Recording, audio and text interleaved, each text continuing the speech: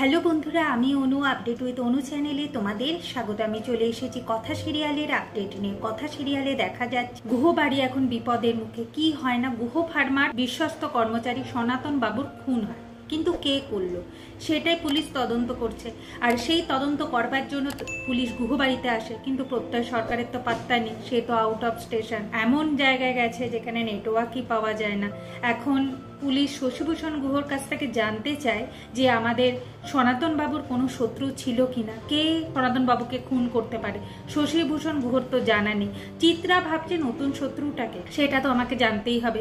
মিহির চিত্রাকে বাধা দেয় যে বেশি বাড়াবাড়ি করো না, এমন করেছো যে ছেলেদের চোখেও তো বিষ হয়ে গেছো, তারা তো মা বলেও ডাকে না, আরো যদি বাড়াবাড়ি করো জেলে কাটাতে হবে। তুমি কি সেটা চাও চিত্রা? তাই বলছি চুপচাপ থাকো।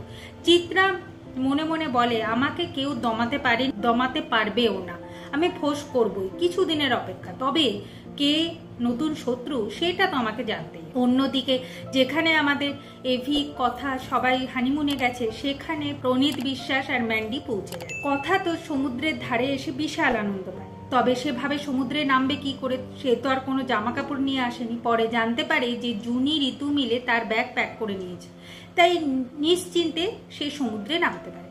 যাই হোক, এবি কথা সমুদ্রে নেমেছে, আনন্দও করছে, কিন্তু কথার বিয়ের ফুলসজ্জাটা হলো না বলে কথার মধ্যে একটা খটকা কাজ করছে যে ফুলসজ্জা না করে হানিমুনে চলে এলাম, এটা কি ঠিক করলাম? এখানে শুধু হানিমুনই না, ফুলসজ্জা হানিমুন একসাথে হবে, তার প্ল্যান করতে হবে।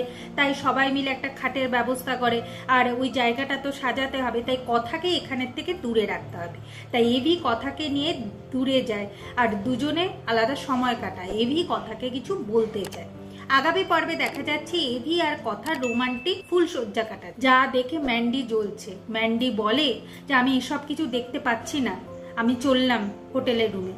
প্রণীত বিশ্বাস বলে ম্যান্ডি ব্যথা পাচ্ছ বুঝতে পারছি, তবে একটু ওয়েট করো, কিছুক্ষণের মধ্যেই সব শেষ হয়ে যাবে। এভাবেই আজকের পর্বটা শেষ হয়ে যাচ্ছে। আশা করি আজকের পর্বটা তোমাদের ভালো লাগবে। ভিডিওটা ভালো লাগলে লাইক, শেয়ার ও সাবস্ক্রাইব করে দিও। ভিডিওটা দেখবার জন্য অসংখ্য ধন্যবাদ।